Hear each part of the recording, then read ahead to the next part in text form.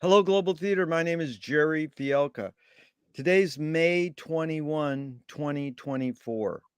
Hmm. I want to thank Rob Grant and his amazing podcast. I'm probably wrong about everything. Also, want to thank Mike Mosier for introducing me to today's guest, Peter Anders. Where are you calling in from, Peter? Midland, Michigan.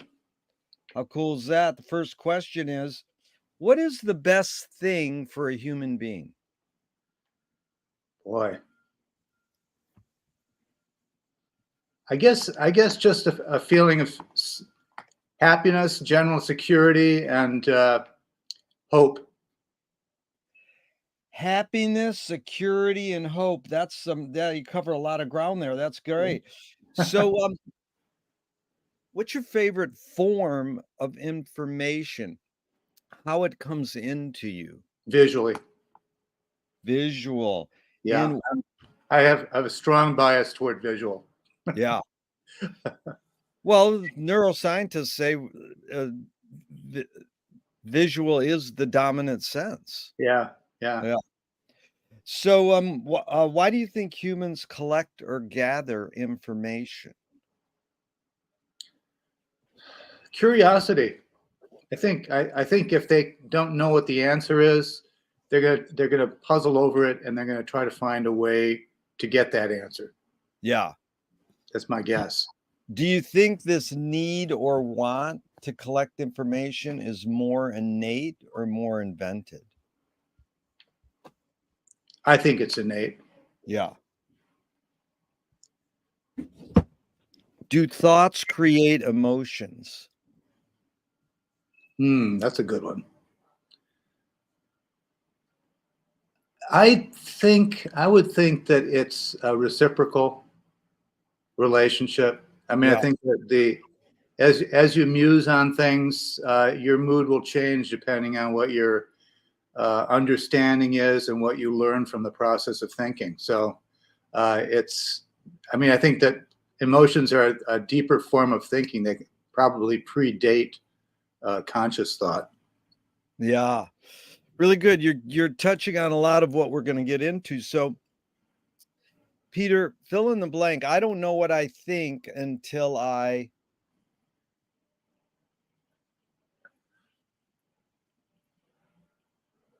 Usually it isn't until I've already said it.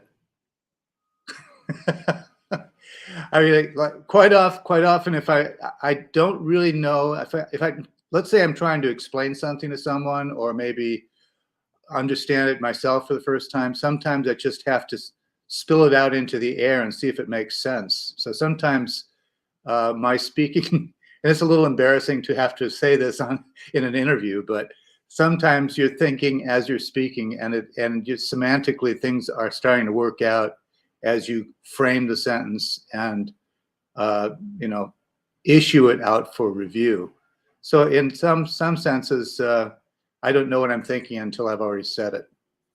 It's a great answer. I don't think I've ever gotten that. And basically, you're saying until I revise it here. Well, see, the McLuhan says, I don't know what I think until I say it. But you're saying already said it. Now Yeah, there's a difference there. And then Joan Didion says, I don't know what I think until I write it. yeah. In a It's lot of these people in recent months, most people are going, I don't know what I think until I do it or experience it. yeah, yeah. But It's I what like we're always stuck with, this half-second delay anyway between what actually happens and our being aware of it. So why should, I mean, if I'm thinking as I'm speaking, that sounds about right. yeah. I'm about a half a second behind. Well, I think you also touched on that thing called revision and review.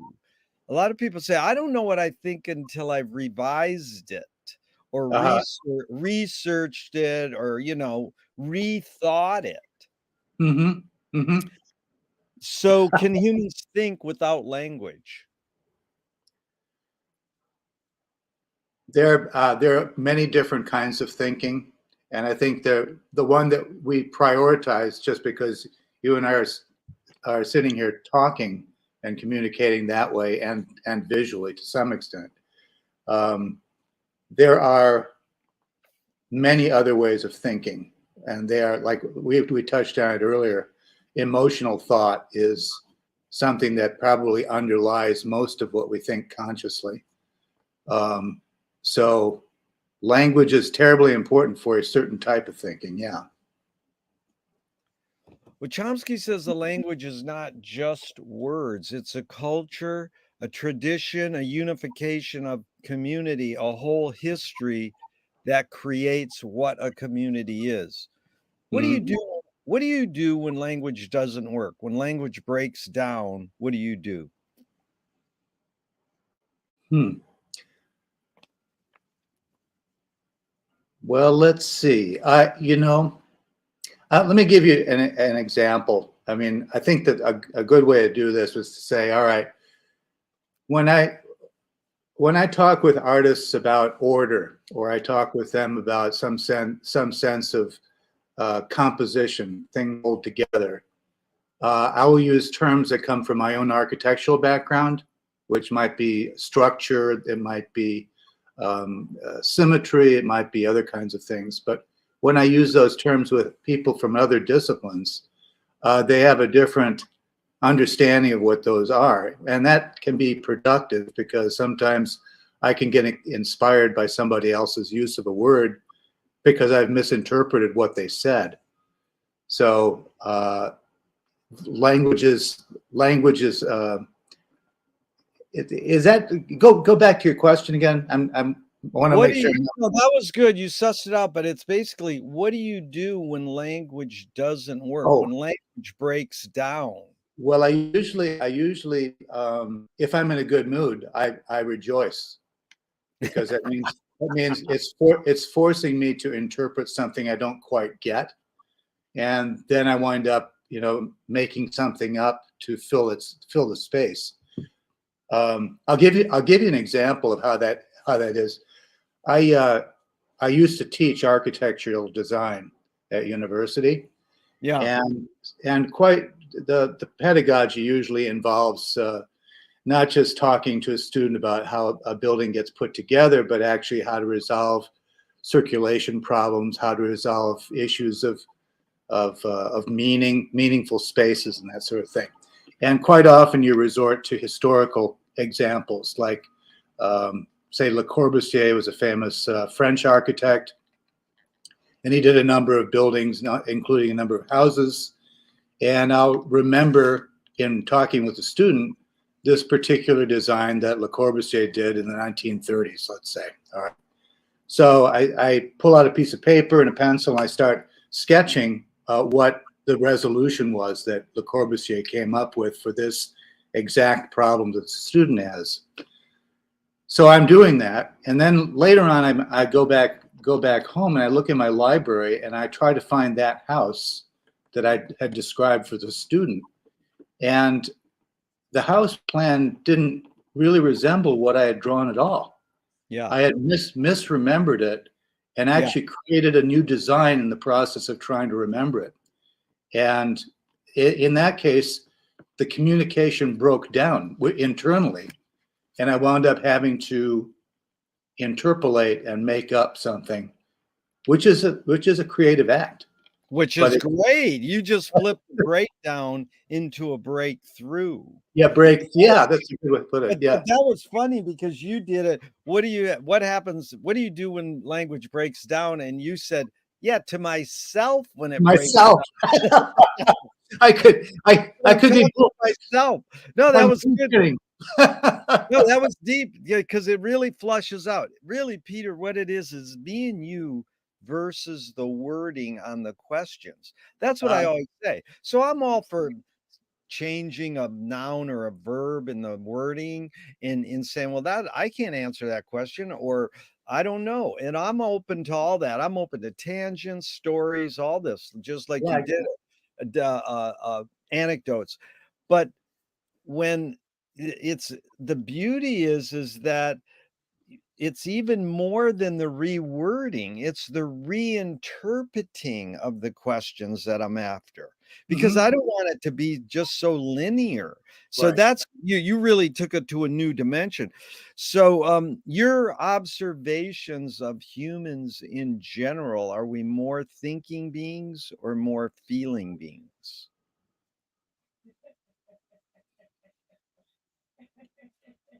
Well, I mean, I kind of go back to what I was telling you, what we were talking about earlier, which is that thinking is driven by emotion to some Yeah, extent, and so it's hard to separate them out. Now, in terms of what we see in public, I think there are people that are more disposed toward working on the basis of their emotions, what depending on what situation they find themselves in.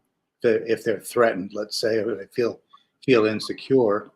Um, but the people that I like to hang out with are uh, are thinkers. They're struggling with it.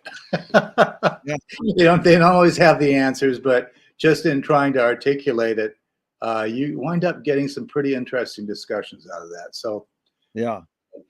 Yeah, it's interesting because 80% of people go, "I think we're more feeling beings." And, it's like sort of ironic, but Bridget Bardot goes, "When I make love, I don't think." And it's like, good luck. How do you turn your brain off when you're doing a sensual thing? And it's like people who meditate, they go, "I'm gonna think about not thinking."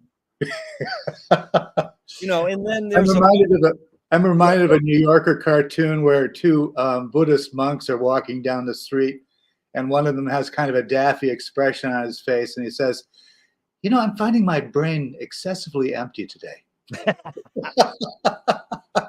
excessively empty. It's like, yeah. And then, there's a bumper sticker on my street on a car, and it says, "Don't believe everything you think." And I'm like, "Well, don't believe everything you feel." And you're Yeah, right, because we invented these words, feeling and thinking, so we think we can separate them, but we can't. yeah. Really. They're Yeah. so inter I but feel I feel funny about that. Yeah. yeah. These are 2 questions from Alan Turing in the '50s. All 1, right. is thinking a function of the soul?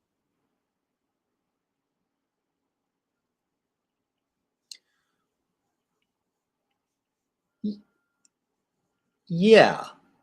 I'm gonna have to resort to yoga for a minute because I do practice that, and one of my teachers was very influential. She said that uh, the soul is the part of you that looks at consciousness, Yeah. that is able to process that you are conscious, and it's integral to that, but yet it's somehow distinct from that. And so I think that uh, once again, you kind of go back into, well, what is thought? Yeah. It's discerning. It's able to propose something and then see if it works. Yeah. That's a wise yoga teacher. I mean, really, yoga is all about the wording, the Hmm. person guiding you through. Like my yoga teacher once says, "Scooch your leg over." And I was like, "Scooch?" That is like that's a yoga term if I've ever heard one. I think Patanjali had something to say about scooching. The second Turing question is, can machines think? Ah, well, that's it. Let me switch over for just a second on artificial intelligence, the debate on artificial intelligence. And I have a feeling that, you know, you and I have never really talked before. I've gotten a general sense from, the questions that you're asking and the fact that you've done a lot of these before that you're a, pretty intelligent guy. But I don't know that you're intelligent. All I know is that the impression that I've gotten from you is that you are intelligent. So, And so I don't think that there's anything intrinsic to being intelligent at all. It's the impression that you make on others that determines whether you are deemed intelligent. So the question is, can machines be intelligent? Hell yeah, because they give me the impression that they're intelligent. I don't Wow. know. So heavy, yeah. Well, that's, the most watched TED Talk ever is Fake It to Make It. But fake it sounds phony or wrong. But it's basically what you described there is the main influence that Edgar Allan Poe had on the symbolists who spawned everything from advertising to James Joyce to rock poetry. Is you don't create the thing itself, you create the effect you want to have. Right. Mallarmé said, don't paint the painting, paint the effect. So that's your word was impression. Well, Yeah. what makes more of an impact, the impression or the actual thing? You probably will never get at the actual thing. No. No, you can't. Yeah. I mean, we're always going to be separated from what it is we're regarding. Yeah. Well, you touched on this one, Peter. Do you more pursue happiness or more pursue meaning? Oh, meaning. Yeah. I try for that, Yeah. but it's always receding from me. But it's funny, your first thing, the best thing for a human being was feelings of happiness, security, and hope. Yeah. Which was funny because so now you're saying meaning, but Viktor Frankl's where I got the question, Man's Search for Meaning. He says that happiness tends to not last and meaning does last. Yeah. You think is that well, meaning probably is less emotionally driven than happiness. Yeah. And happiness is an emotional state. So I would expect that to be in flux all the time, in flux. Meaning is something I might be able to relay to somebody else, and it will have legs that way. It can be written down, let's say, but happiness can't be written down. Yeah. It's really good, Peter. You get this, then you touched on this with your yoga teacher's thought. Does the brain more detect consciousness or create consciousness? Like, is consciousness there bubbling away and we're more so detecting it or more so creating it? That's a hard one. I'm trying to think. I think that it's sort of sui generis. It creates itself in the course of investigating itself. I mean, it's like a Mobius strip, you mean, or like or Ouroboros sort of thing. Its tail. Yeah. What's faster, speed of light or speed of thought? Speed of thought. Yeah, there's no right or wrong answers, but that one you got right. Well, here's Audre Lorde, the poet. You can't dismantle the master's house using the master's tools. Yvonne Rainer responded and said, you can if you expose the tools. What new tool do you suggest? Ooh. Can you read that back? Yeah. Well, basically, I'm asking what tool you gravitate towards. But then I open some of the questions with cute quotes. It doesn't mean you have to apply them. So I'm asking what new tool. Well, you don't have to apply new. You can just say, well, what tool? And then you can apply it to, Audre Lorde's talking in metaphor, probably being a poet, but she could be talking very articulately, literally, because she's I think she's trying to expose white supremacy. You can't dismantle the master's house using the master's tools. And then Yvonne Rainer says, well, you can if you expose the tools. Right. So it's a lot of gobbledygook, but it's really I mean, not what she said is gobbledygook, but the way I I'm going to give you I'll give you full credit. I think that idea of the tools one uses is interesting. I'm an amateur magician, all right, and so my interests are not just playing tricks, which is more performative magic, but actually more ceremonial magic, the thinking that goes behind that. And in a way, it's kind of a reaction to my earlier stage of life, where I was really involved with technology and architecture. And my interests there were, well, first of all, what's the difference between the symbols that we use as architects and the architecture itself? Because it's the symbols that we use are, drawings, and we use text and so forth to try to create something new. But the architect is not the one that's building the building, all right? Most likely. Somebody that's manipulating symbols. So actually the product of the architect is the symbols, in a way. And so that product of, you mean the product of the building? Is that what you mean? Let's say look at it this way: the building is a realization of a bunch of symbols that tell you how to build the building. Yeah. Okay. So the architect's work is done. I mean, conceptually, the architect's work is done before the building is ever completed. So the product is the symbols. And so that led me to thinking, then I got into a long series of studies in which one thinks, well, okay, all right, let's say I've got a project that never gets realized, but I turn it, instead of building the building winds up being posted as a virtual reality online. Right. Then you have a very functional building that can be used by a lot of people around the world, let's say, as opposed to the one building that would have been built on the ground. And that kind of thinking of sort of taking what seems to be real and then extending that out to where it is on the very borderline of being real is what interests me all the way through. And I got involved in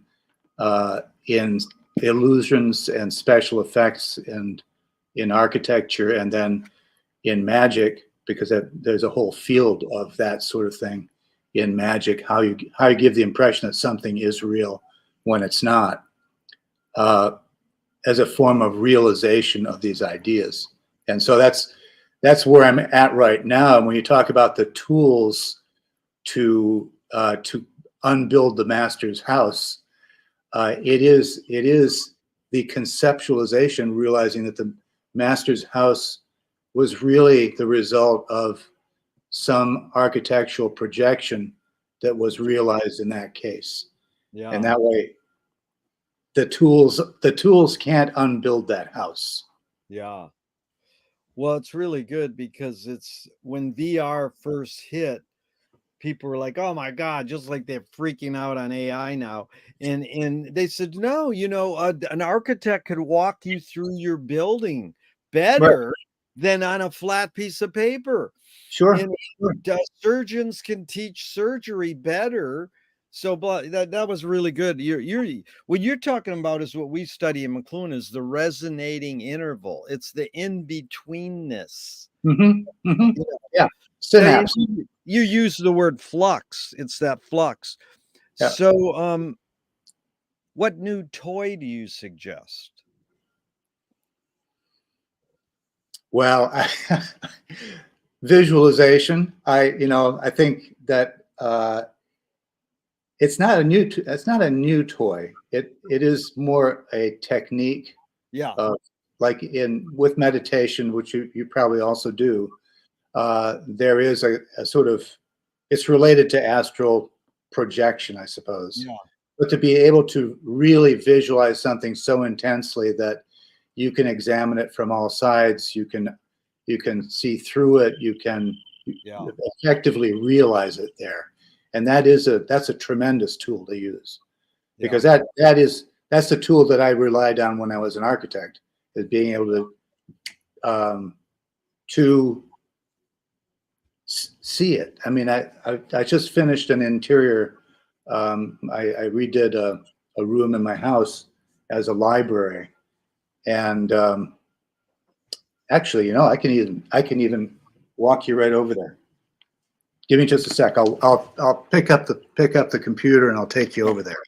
Yeah.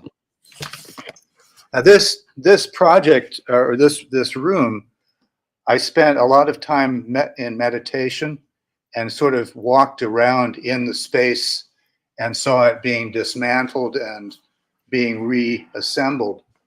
And this is what it looks like. Wow. Can Yeah. you see?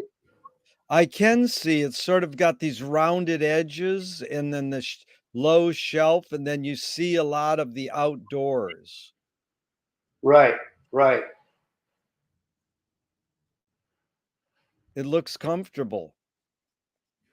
Yeah, yeah. It is, as my wife says, surprisingly comfortable. I mean, given all the wild angles and everything, but that was a project that I actually, um, I kind of imagined it fully before I started doing any drawings. So that was an interesting experiment. But that has to do with visualization, Yeah. which is why I said the most important tool that we have. Yeah. It allows us to plan. It allows us to create. It allows us to understand. You can't beat it. Really, Peter, it was really well done. So, what do you worry about when you go to bed at night? Well, I worry that I'm running out of time. Yeah. I mean, you know, I've got my mom passed away 2 years ago. My dad's in a nursing home. He's 95, and I'm just thinking, all right, well, where was I when, how old was he when I moved back here to Midland? Yeah. And he's about my age, so I'm thinking to myself, oh, well, I guess I better get moving because I've got 25 more years. Yeah. I'm not really afraid of it. It's just that there's a lot of stuff I want to do. Yeah. Well, great. So McLuhan learned from Ezra Pound, the poet, that artists are the antenna of the race. Yeah. They're broadcasting and detecting the hidden psychic effects of our inventions. So we might learn how to cope with what we don't like about our inventions. So, Peter, I asked you the question Marshall probed his whole career. Why do we ignore the hidden psychic effects of our inventions, even though the artists are broadcasting them to us? Uh, oh boy. Well, when we make inventions, we're engineers.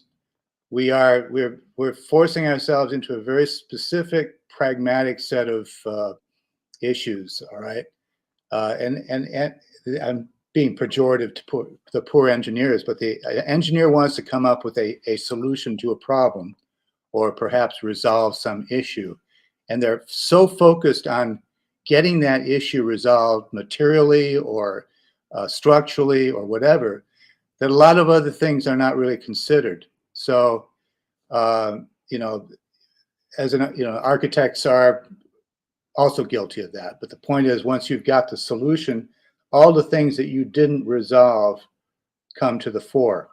And so suddenly you have a building that, although it's structurally sound, it leaks like a sieve. All right. You weren't considering the effect of the weather on it. So these kind of problems that arise are because of the fact that when we're inventing something, we're usually addressing a very specific thing, but we can't really see all the unintended consequences just from oversight. That's what I like about oversight, is a word that works both ways. As an Well, architect, I'll give oversight to the job, but on the other hand, a lot of my mistakes are oversights. yeah.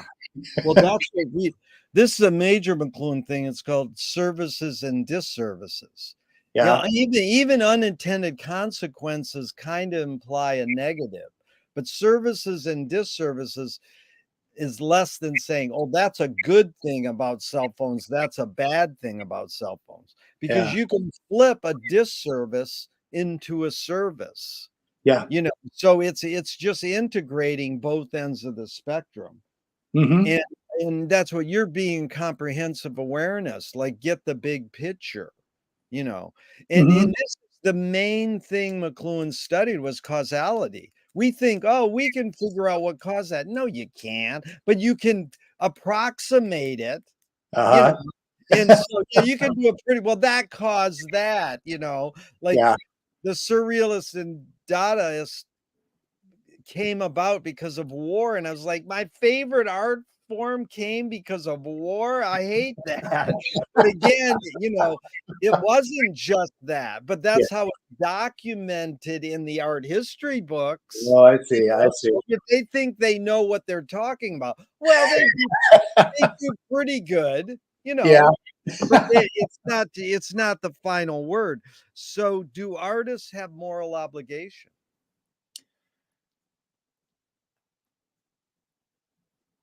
An artist would probably punch me in the face for saying so, but I think they do.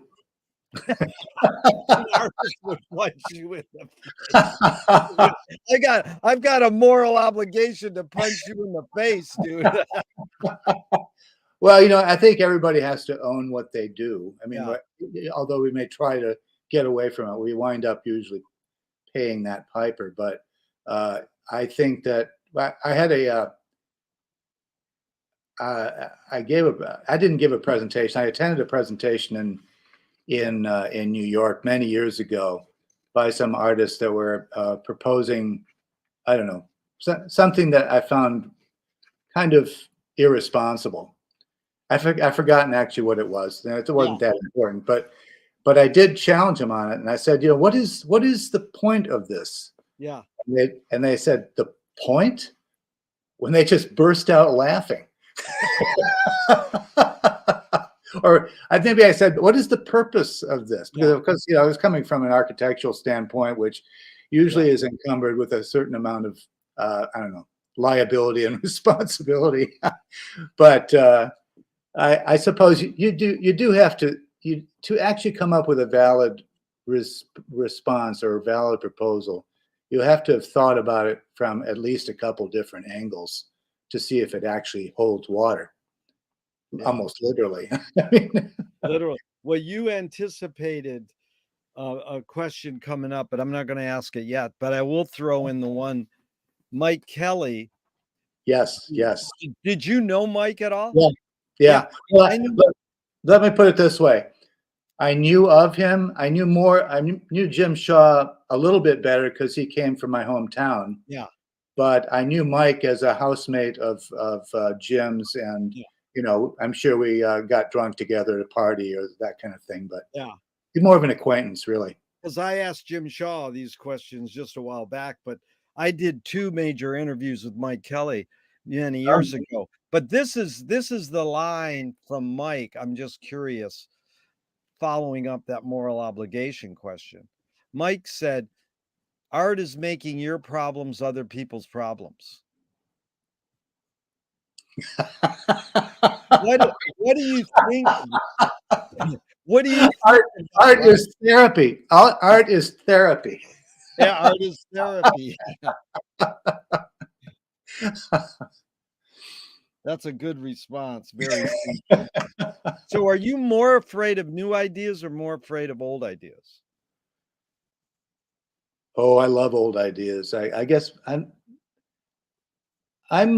not afraid of them. I like ideas in general, but Yeah, the new ideas tend to be. I'm a little more skeptical of them now, mainly because you and I are old enough to know that there's been a lot of hype, let's say, with digital technologies and that sort of thing, and that you're like my bugaboo was virtual reality is going to be the next frontier, and we're still years behind, the schedule I thought we would have. yeah. It just never really happened. So I'm more leery of new ideas than I am of old ideas. And Wow. Go But ahead. talk about what you just said. Have you gone to Apple Store and did the demo on the Vision Pro yet? No. Is it good? Oh, Oh, yeah? dude, I have not done it.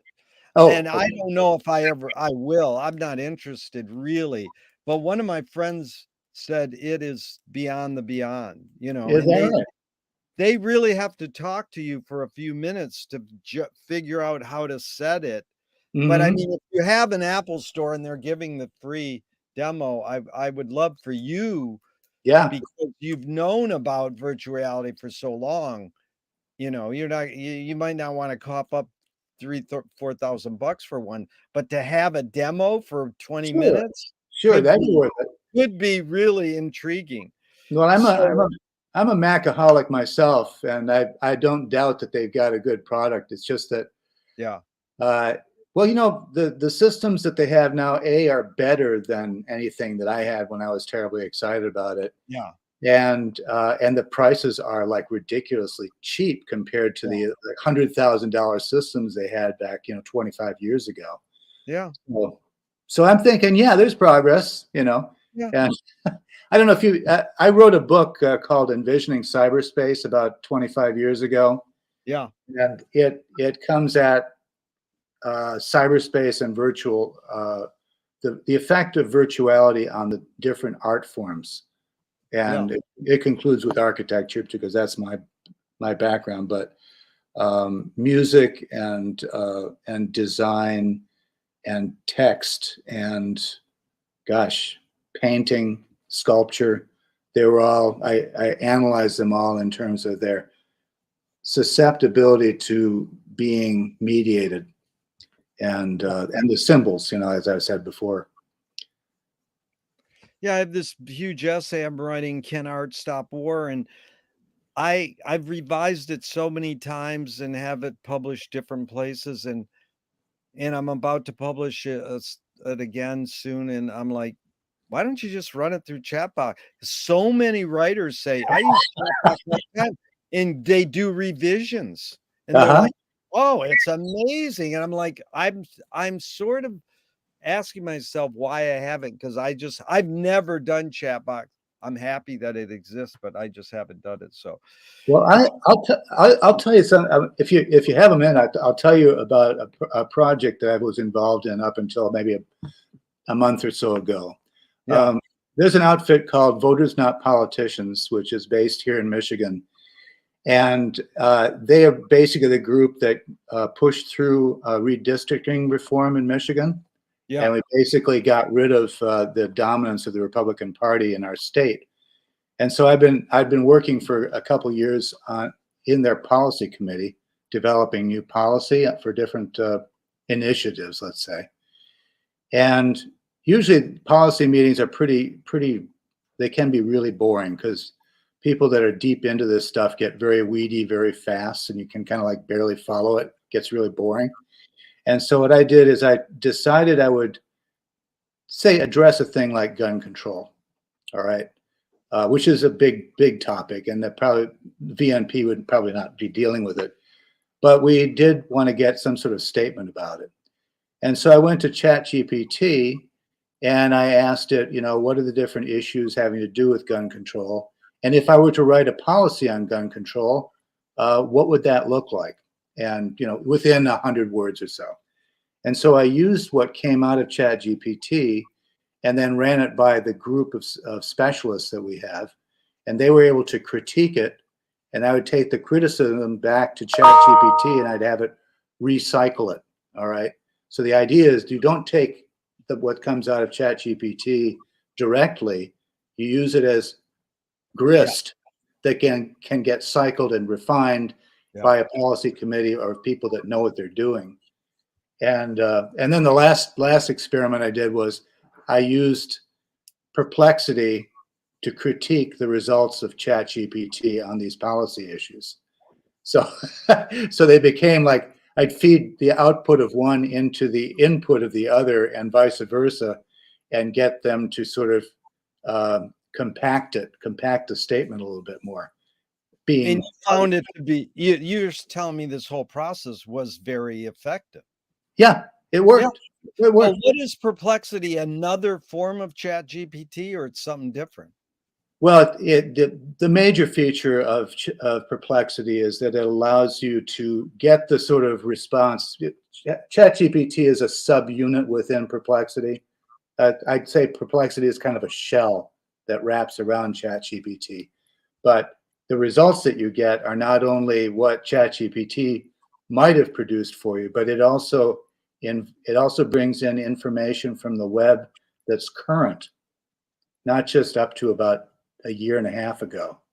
ChatGPT is limited by a horizon, and Perplexity is not. And also, you'll get the citations of the articles and the links to the articles that it used to come up with the answer. And ChatGPT doesn't do that. Do So you if have you're to writing, pay, do you have to pay for Perplexity? no, You're kidding. So it's a no. better Chat GPT.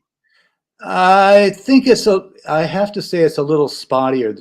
If what the only benefit really for me was that I'd be able to go to the referenced articles, which you can't do with ChatGPT. So It gives you the direct references. yes, and Oh, for a guy like you know, who writes articles and stuff like that, uh, having the references is invaluable. yeah. You can't just say I read I asked ChatGPT and that's what they gave me. That won't do. But if you're doing research, it really does help. Yeah, I And do of course, now you've got voice interface, dude. oh. Whoa! Did Everything you, you said is like, I just go to the library and look at the Wall Street Urinal and like like Michael Moore says, it's the enemy's tip sheet, and then I go, okay, that's enough. I don't need I don't need a million layers, but it again, I'm missing out on a million layers, and there's the references. So I appreciate you telling me about that. That taught me a lot. yeah. Good luck on that. Peter, can you conjure up your earliest memory ever, or one of them? Earliest memory. I remember trying to get a free ice cream cone from somebody at an ice cream stand, and I was bugging them because my parents weren't going to give me an ice cream cone. So I figured that they were getting an ice cream cone anyway. Why don't they just get me one? Is is memory more a curse or more a blessing? Oh, it's a curse when you don't have it. But I'll go back to what I said about giving that student the design tip. You know, uh, losing memory forces you to recap and reinvent the pockets that are missing, right? So Yeah. it's in a way it's a mixed curse, isn't Yeah. it? Tell me someone within your immediate family and then outside your immediate family, just briefly, who had an impact on you, kind of like a role model. And what specifically was that impact? Ooh, well, I think my dad was a big role model, as fathers usually are, and he had a big impact on me because I find that I think like him more and more. I really drill down on stuff and probably take it to like an untenable degree. As far as role models outside, gosh, I read a lot, so I would have to say that these are not people that I really know, but um, I happen to be rereading Carlos Castaneda's earlier work, and I keep coming across ideas in that and also in other readings that make me wish, God, I wish I'd had that idea, or maybe I had that idea, but I didn't write it down. So, Yeah. Well, who are the couple of the other readers that had a big impact on, I mean, authors that had a big impact besides Carlos? oh, Well, this Carlos inspired. Well, he inspired me back when I was in college at Yeah, University of Michigan. But Pirsig, Zen and the Art of Motorcycle yeah, Maintenance, yeah, had a big impact. Another one was J.G. Ballard, Crash. yeah. That blew my socks off, and it changed everything I did. Wow. Um, Stanislav Lem, Yeah, science fiction writer. yeah, So yeah, and also there was a lot of writing in the '90s on chaos theory, yeah. and what was the guy's name now? Mandelbrot and Prigogine and James Glick wrote a great book. He's a Yeah, science writer, but he did a great job on chaos. yeah. So Well, that's those, good. Did you become a reader, one, because your parents told you to? Two, they did it as an example, or three, on your own? well, I'd have to say more on my own. I mean, they both read, but I don't think they beat it into me. Yeah, I mean, I was an avid comic book reader, like yeah, Marvel all the way. yeah. Did your parents raise you a particular religion? Catholic, yep. Do you pray? No, not the same. I mean, hmm. I think meditation probably is as close as I get to that now. Yeah. You know, If God exists, what would you like God to say to you after you die? uh, well, God does exist. I don't think it's a matter of if. He's a what do they call that? An egregore. What You is sort it? of Egregore. How do you spell that? Egre Egre.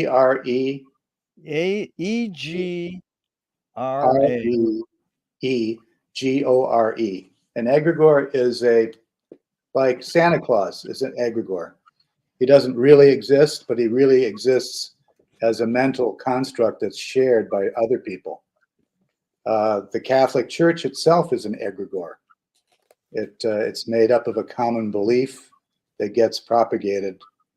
So, yeah, God exists in that sense. And what would he say? What would you like him to say?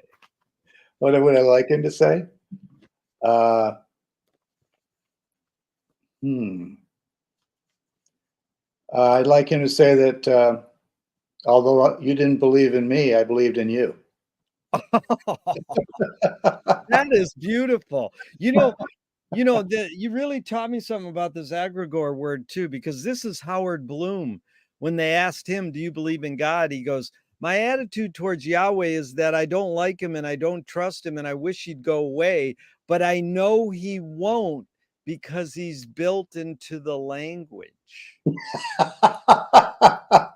Isn't that amazing? Because it's sort of like, yeah, Santa Claus Yeah, doesn't exist, but he does because he's built into our language. yeah, yeah. And everybody knows. Everybody knows. You won't be able to shake him until the last one of us dies. And that's the thing about these. It's sort of meme like, right? It will Mean exist. like, It will exist so long as someone remembers it. yeah.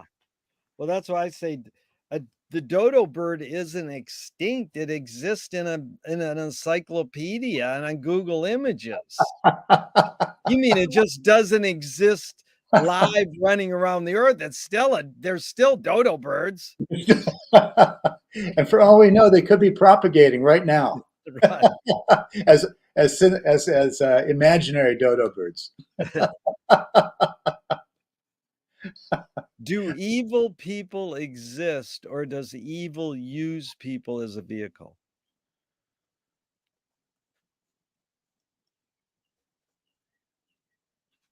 I definitely think that evil people exist, Yeah. and and they're evil. Maybe sometimes they're evil, because they're unbalanced and sociopathic. Um, but evil as its own separate entity, I think that's kind of along the lines of whether God exists, right? It's a construct whereby we understand the behavior of people. It's a useful tool, but I don't know that it's actually has any ontology of its own. Yeah. You know, so that's like what we were talking about intelligence. Yeah. I know you're intelligent, but I don't know if you are intelligent. I know that you give me that impression. I can sound like I've got a great book on my shelf. It says how to talk intelligent at cocktail parties about literature.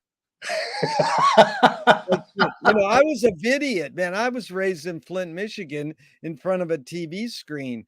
I can't read, but I run reading clubs and I can act like I know. I can talk about Proust and Derrida and blah, Walter Benjamin and James Glick. I can I can drop all the right names, but I don't know diddly squat really. I just know how to give the impression. I'm very impressed.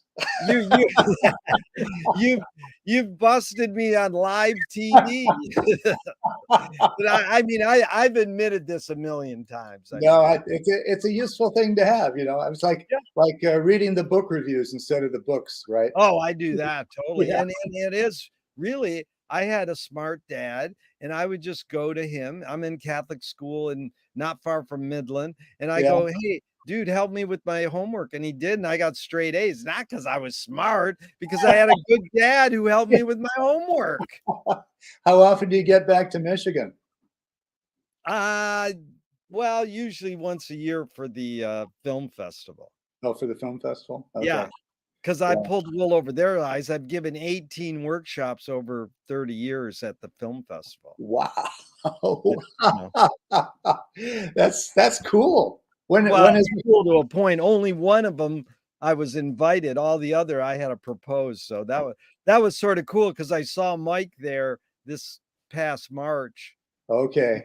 and he rarely gets there now. So it Mike was is good. a treasure. That Mike guy, is he is wonderful. amazing guy. So now the hidden question of the evil was good because it really is, Peter. How do you advise someone to deal with an enemy? And I'll set it up. Alan Watts says, if you acknowledge your enemy, you empower them. Coppola stole from the mob and the samurai. Keep your friends close and your enemies closer. Hmm. JFK said, forgive your enemy, but don't forget their name. And and and that's a good one, and Fellini says, "I need an enemy." So it's a lot of thoughts. The basic question is, how do you advise someone to deal with an enemy? But first, how would you respond to Alan Watts? If you acknowledge your enemy, you empower them. I get it. I understand that. And Yeah, if it were possible to simply ignore, if the enemy is doing something intolerable, you really have to address it in some form or another. Like call the police or something. But um, it's possible to ignore Trump while he was, a loudmouth real estate developer. But now it's gotten to the point where he's such a hog for attention. I feel like every time I read a newspaper article about him, I'm empowering him by making him even more famous, right? exactly. So These all these comedians, what do you do? Work for you get a direct check from Trump's PR? I mean, CBS admitted when Trump got in, they go, "Man, our ratings are way high because of yeah, Trump." And then they they are. admit it. Yeah, we kn Yeah. he knew. But, yeah, but I mean, how do you advise, like, someone, you know, is, harming a friend or a family member or not harming, whatever. There's Yeah. this feeling of enemy. What would you advise them to do?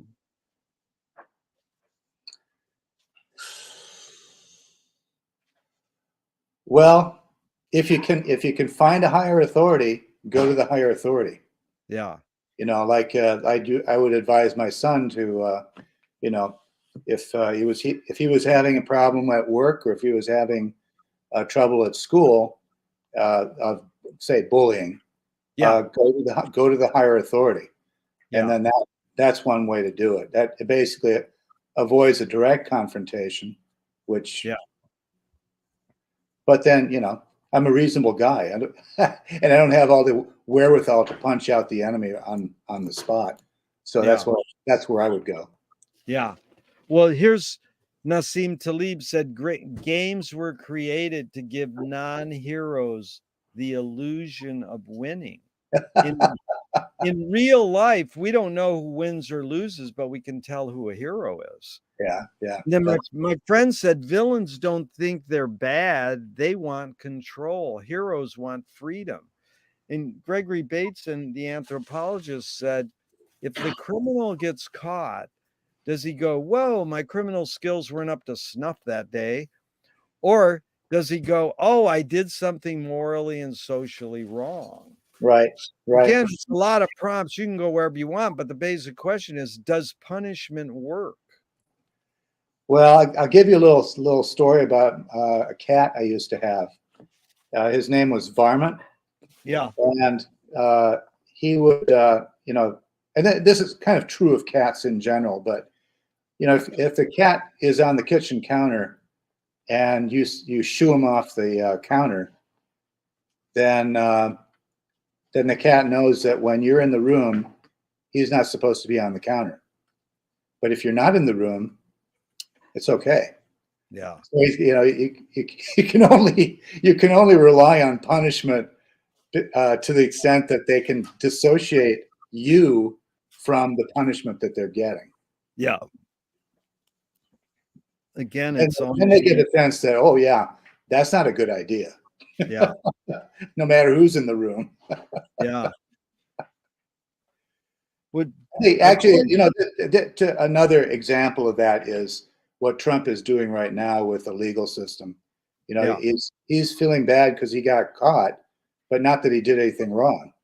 Yeah. And this is a long tragedy and travesty that's going to play out for years, because Totally.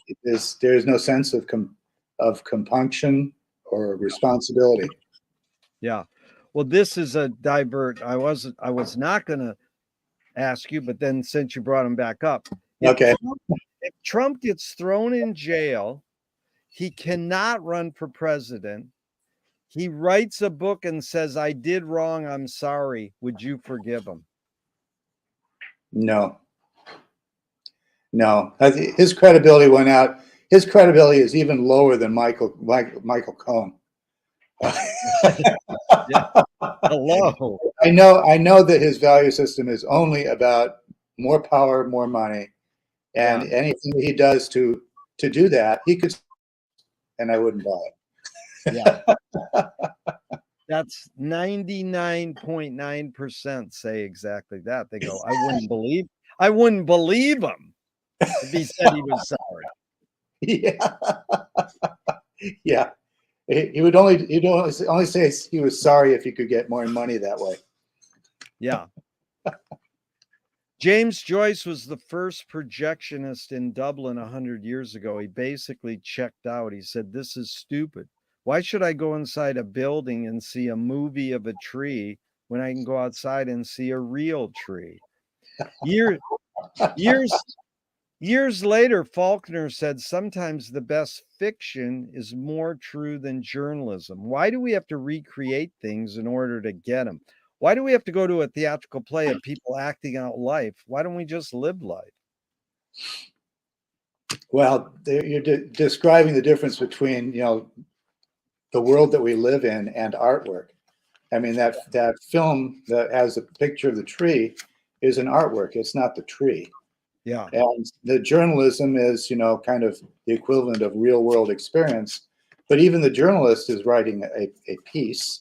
It's a narrowed conception of what that open reality is, and that's under the authorship of the artist.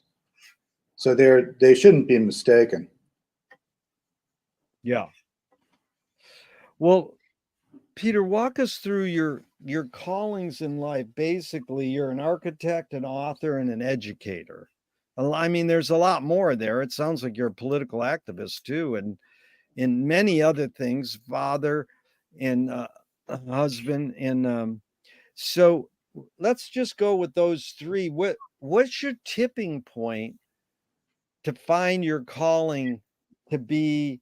I mean, what would it be first? Architect first, then author, then educator? Well, it's those are all different. Some of Right. them. Hmm? What did Sorry. you wanna do? What'd you study in high school and college? Did you go, my calling is to be an architect, and Yeah, that's that's. okay, where's your tipping point to start to be an architect? Where did you was it in high school or college or before, and you go, "That's what I wanna do." I think it was in probably high school. Yeah, In 'cause I had originally wanted to be an aeronautic engineer, but then I realized that the chances of actually doing something in my hometown was pretty limited. Midland had a lot of good architecture, and so I figured that was something I could get. I could do. Right. And so then let's stay in architecture to for start, because that you're basically an architect for how many years? You still are, or I'm retired now. but how many years did you practice about? Oh, 30 years. 30. Yeah, 30 years, Yeah, okay. yeah. So a screenwriting teacher told me great art is when you can clearly see the intention of the maker. Kubrick says the opposite. Great art is when you can clearly not see the intention of the maker. Uh, What role does intention play in your creative process when you were designing a building? When you were being in architecture, what role did intention play? it's everything. That's a intention, and that, in my understanding, of what you're saying is that visualization.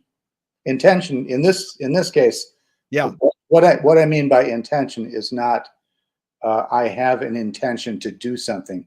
An intention is something that is in here. yeah. Okay. So like a construct that's a mental construct, and I think that to have that intention is probably going to be very, very early in that process. That might be inspired by something like you know a a site or a client or something, but in the end, the starting point is going to be the mental image that you have of what you want to do, and that's the intention. Duchamp said there's no art without an audience. How much are you thinking of the builder's users when you're building your or when you're designing your building? Well, I do see it from the user's standpoint. I'm walking through those spaces. I'm trying to understand what the effects are going to be of what I'm doing, the design. But I agree with I love Duchamp. I mean, Yeah. I will, I'll defend anything he says, even if I don't understand it. That that is a Duchampian line. He goes, "I'm gonna," I use this all the time. Duchamp says, "I'm gonna contradict myself so I don't conform to my own ideas." Y Well, I y think one of my favorite quotes by him was, and it was someone asked him if he was a practicing alchemist, and he said, I am an alchemist only in the sense that one can be an alchemist now, that is by not knowing that you're doing Oh, yeah. it. That's a really good one, And and I I think I think actually I think magic is a lot like that. I think that yeah, a lot of what we take for granted as being prosaic life with media and everything is a form of magic. yeah, that is magic. My other favorite is he's at a cocktail party and someone they don't know him, and he goes, "What do you do?" He goes, "I'm a breather." He wasn't even probably doing yoga or Eastern philosophy, I but am a breather. it's sort of like the ultimate, kind of you know, us yuppies doing yoga now, you know, like, wow, we're Eastern philosophy now. But I'm a breather. You're I'm like, a oh, breather. then you go like this. Oh, I breathe too. We have something in common. What you said reminded me of a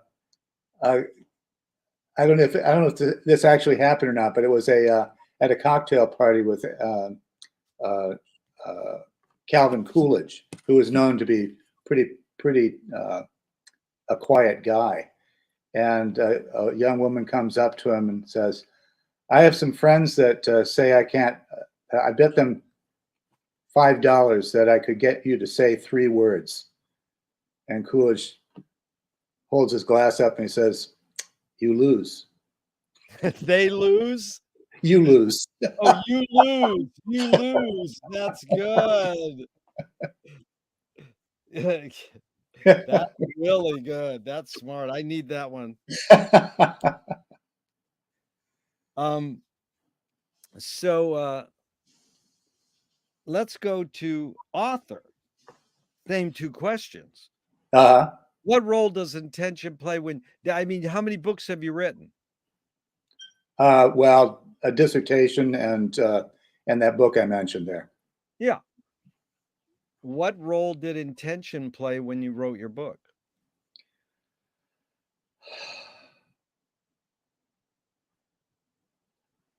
Hmm. That happens kind of piecemeal. Uh, when you first of all, you have to have the idea that you're going to write a book, that you have enough to say to fill a book. Yeah. So that is kind of like a large scope, you know, decision. Then a lot of it has to do with breaking it down. Once you know that you want to do that, you're going to say, all right, what is it that I want to say? And then the work kind of breaks into pieces according to the narrative and the information you want to convey. So each of those has its own kind of intention. So in architecture, one thing that is a constant is I was telling you about the drawings and the symbols that Yeah. architects use. Well, uh, at least it used to be, drawings were like the primary means of communication.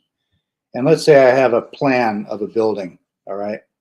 Well, there's only so much information you can put into a plan before you have to start focusing on details to show how the part of the plan works with respect to everything else. So you're constantly going in at a larger and larger scale, so the building can get documented. That's kind of the way in which a book works too. Is that you have a larger picture, and then you have to focus in on the chapters.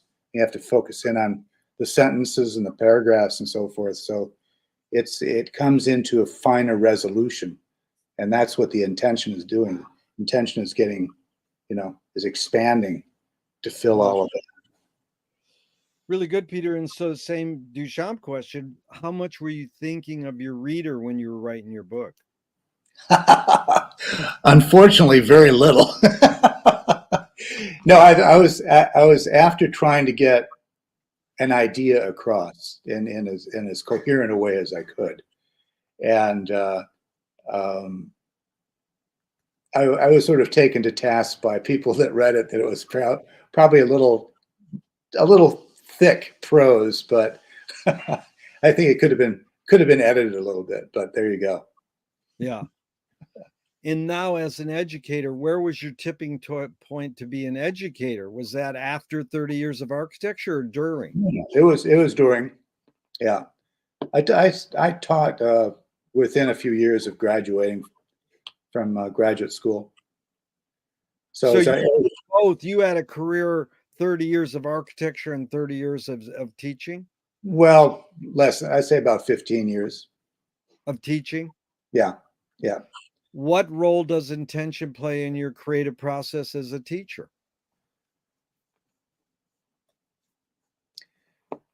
Well, I'll tell you where I want my students to go. I I want them to take an idea and go with it as hard as they can until they drive the truck right off the cliff. Yeah. It's like, just let the imagination go and show me what you've got. And sometimes that leads to, quite often that leads to some really unexpected results. But I'm not there to try to hem them in. I'm there to say, all right, here's what we're expecting. Now expand that, expand on that, make that yours. Do you think that's unusual for American education, or do you think your fellow teachers were all doing that? Uh, well, I think the best way to put that is I think those priorities have changed because education is so expensive now that the students that are going to those programs are, they're looking to try to get a job as opposed to really make a contribution to their field. So Yeah. they'll hedge towards something that looks like it'd be a little more conventional. Um, that's kind of a downside of architectural education right now, is that there's that tendency to hedge your bets a little bit as opposed to letting your mind go.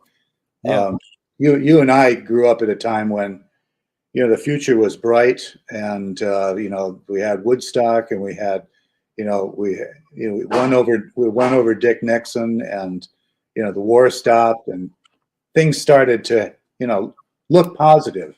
And I don't think the kids these days have that. They've got what we've got going on in Washington now. Yeah.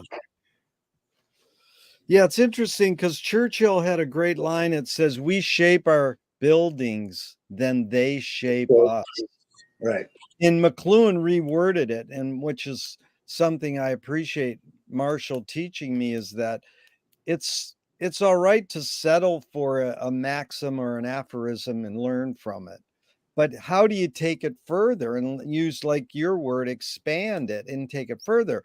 So Marshall says, we shape our tools, then they shape us. Yeah, that's So, agreed. it's interesting how education shaped you into your career to do exactly what education's not. To me, American education is here, repeat what I tell you back to me.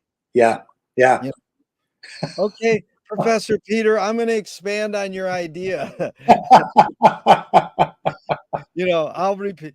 But here's McLuhan in 1957 in a Yeah. book called Classroom Without Walls. The city Uh-huh. is classroom, Yeah. which is like for architecture, that's what you just walk down the streets in Midland and there's your education is Yeah. how did they It's build there. these buildings? And so this is his line. He said, it's misleading to suppose there's any basic difference between education and entertainment. This distinction merely relieves people the responsibility of looking into the matter. It's like setting up a distinction between didactic and lyric poetry on the ground that one teaches and the other pleases. However, it's always been true that whatever pleases teaches more effectively. Yeah. So I'm I curious think that's about really good. this last line of this: whatever pleases teaches more effectively. So what does more effectively mean? Like one guy says, well, whatever displeases teaches more effectively. And I thought that was good, but just sussing out this idea, whatever pleases teaches more effectively, in this difference between education and entertainment. Any thoughts on that? Oh boy. Well, we do have a phenomenon called infotainment, Yeah. which is which is its own class of entertainment in itself.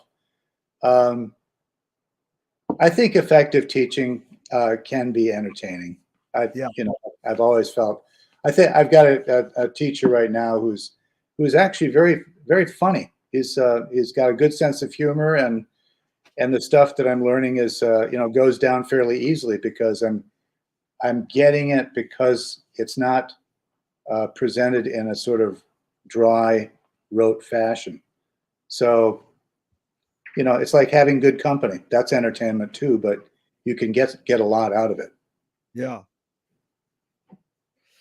And so McLuhan also says that everything we invent extends some humanness.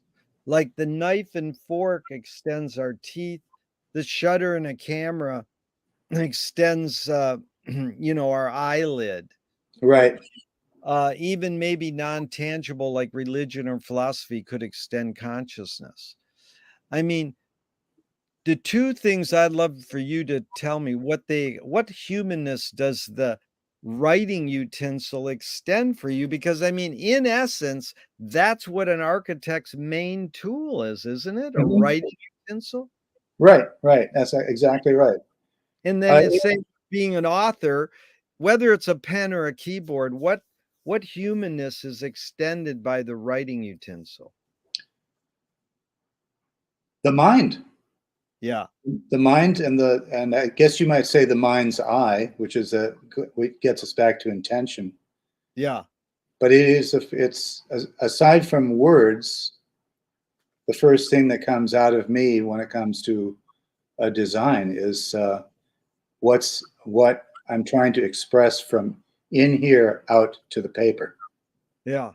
You know, I mean, I think one could say, all right, well, I'm extending my finger because my finger now has a use of leaving a mark on a page, but I think it's actually more an extension of the mind. Well, I like finger too, because when they ask McLuhan, what does cinema or film or movies extend? Most people will say like memory, the eye. Mhm. Marshall said movies extend your foot because you travel. But it's funny, a building is stationary. I mean, what do you call the main thing you design? Buildings, structures? What does the building extend? What humanness does the building extend? Well, it extends a mental space. It extends an order whereby your activities, you said it shapes us. You can see your activities in terms of a spatial configuration. Yeah. You know, it plays a role in establishing an intention in the user, in the occupant. Yeah. Yeah, and then you have the nomadics, but they still like we saw these birds on the CBS Sunday Morning the other day, and they're weaving birds from like Australia, and they just clip little pieces of grass, and at the end of a branch, they build this like Yeah, dome around them. a You know, weaver. Yeah, yeah, yeah. It's it's like amazing. I've You know, often thought of that, of like spider webs are literally an extension of the spider as it sits in the middle. Each one of those little strands that goes out and latches onto a door frame or whatever is a little thing that the spider can sense whether there's an insect in there. So the house that the spider built is literally an extension of the spider. yeah. And perhaps you could also say a house is like of a weaver bird is like the womb of the bird, or the inside of an eggshell It's for the the young. womb or yeah, or it's also like, feathers. Mm-hmm. Mm-hmm. It's extending their feathers, like a building extends our skin, I Yeah. guess. Yeah. You could say that. Yeah. Wow. And so, with your, delve into Eastern philosophy and yoga a little, I'd Mm-hmm. love to discuss the word archive. The Mm-hmm. basic 2 questions, I'm gonna set it up with a lot, but the basic 2 questions is archiving more innate or more invented? And do you have plans for your own archives? So, the word archive is from the 1400s. It means keep safe, free from harm.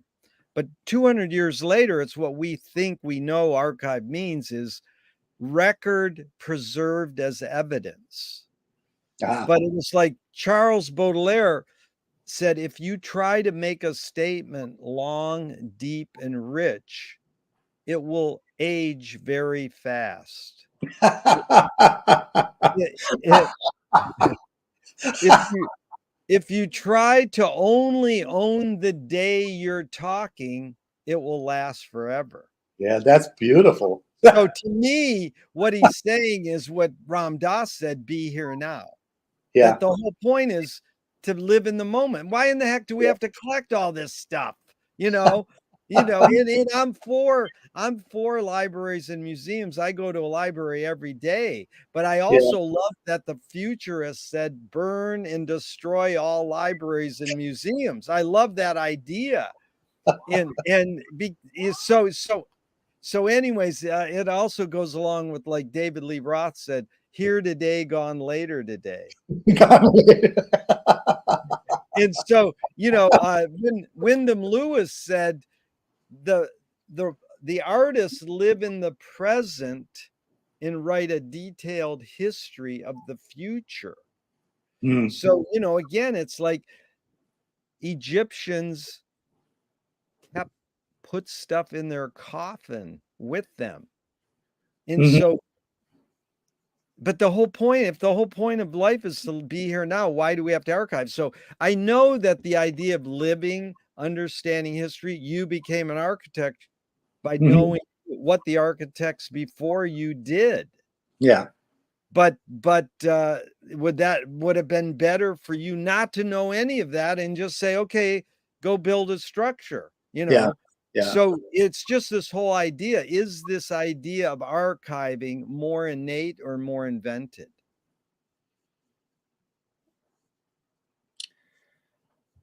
Hmm.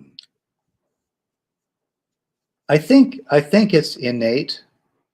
It stems from uh, territory, of being in a place for an extended period of time and claiming ownership over it, and that you bring together whatever it takes to allow you to live to the next day. And so you're storing things naturally, just as a part of being a human being. There's going to be stuff that you no longer use that might be either discarded or it winds up building up around you, but you'll wind up with an archive, whether it's an organized affair like a library, or if it's just a pile of junk because you're a hoarder. You're going to have some sort of collection that will outlast you. And so that's just a function of living. Um, there's another thing that I was, as you were talking about the Eastern philosophies, um, I'm in the process of, well, you're the first human being I've talked to about this, but I'm planning on writing a book on magic, and part of it has to do with a travel through a memory palace, which I'm sure you're familiar with that. But there's a statue at the end of this, which is a statue of Saturn, and Saturn has, like some Hindu deities, he has three faces, and two of the faces on the right and the left represent the past and the future, and they talk. But the front face is gone. It's an act of vandalism, and the face has been removed, and all you see is this blank facing out, and that's the face of eternity. Yeah. And then you ask, well, what is eternity? Well, the eternity is now. It is now, because we're always in now, Yeah. and that's kind of it plays into the plot, of the way in which that's constructed. But the missing face is that of eternity, and that eternity is now, and now is always ignored. You're always worried about what did I did wrong, how great I am because of what I did, or worrying about what's coming up tomorrow. Will I make it through that? I've got problems, etc. No one is in eternity anymore now, and Yeah. that's Is that's this fiction or nonfiction book? it is. There's a section in the Barnes and Noble called Self Transformation, Yeah. and it fits into that category. But it's a fiction book that actually talks about a specific aspect of magic, which is making talismans. Yeah. Well, there's a lot going on there because one is the guy walks into the bookstore and says, "Where's the self-help books?" And the clerk goes, "Wouldn't that defeat the whole purpose?"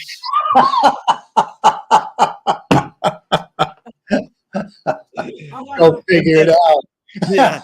And Let then me and then know. your emphasis on be here now, in all, both James Joyce and Frank Zappa said all times are happening now. It's called all at onceness. All at onceness. Yeah. Yeah. Yeah. And It's that's like, sort of that's what you're dabbling in, right? That eternity is be here now. It's that there is no time. We're trying to, and there is no infinite time. There is yeah, only what you experience as time.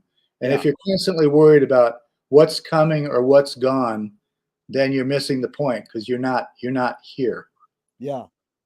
And then, yeah, have you read Borges at all? Oh yeah. Yeah. Yeah, because Yeah. that when you said Memory Palace, have you ever read Finnegan's Wake out loud with a group of people? I have not. No. You should really I try should it do that. sometime. Well, Yeah. there's many. We do it on Zoom all over the place, and it is very much that you're living in this eternity moment. If you can get caught up in this, and you're looking at these words, and it's very psychedelic, but it's also, like you're saying, it's very intellectual. But a Mm-hmm. lot of these people end up, they're like engineers and really smart people, and then they retire, and then they join Finnegan's Wake reading clubs, and it's like it keeps their mind going, what is this? Because Yeah. Yeah. they think there's something there, and Joyce is just going, ha ha ha, there's really nothing there. But you swear there's a million things there, Oh, and sure, sure. there's a million books. Trying to figure it out. Well, that's basically Duchamp is right, right? It's the experience is the viewers, Is the the one that. viewer, yeah, and in fact, you gotta get that Taschen book, uh, on alchemy and mysticism. Oh, I have it. I Oh my actually god, the actually have last two. page. The last page is the most amazing thing, because it's a quote from Finnegan's Wake, and there's a picture of the Duchamp piece where there's two doorways in the Yeah. corner of a room and only one door. So The either door that can the yeah, door that cannot be opened.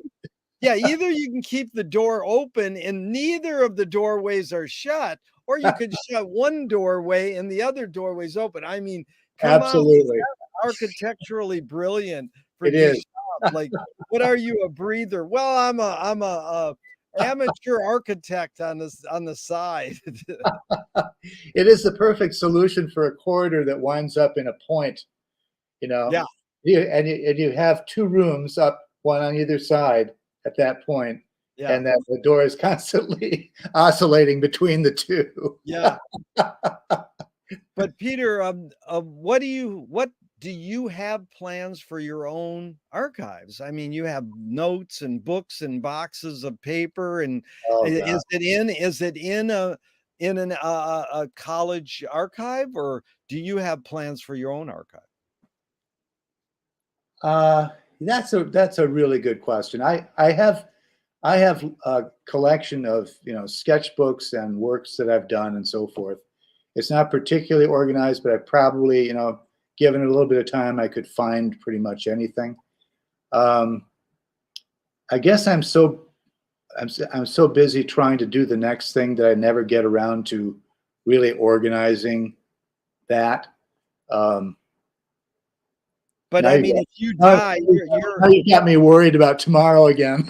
right. But if you die, your wife and kids will go, well, we'll take care of it, Dad. That's what you're just leaving it for them, or do you don't have Yeah, a plan?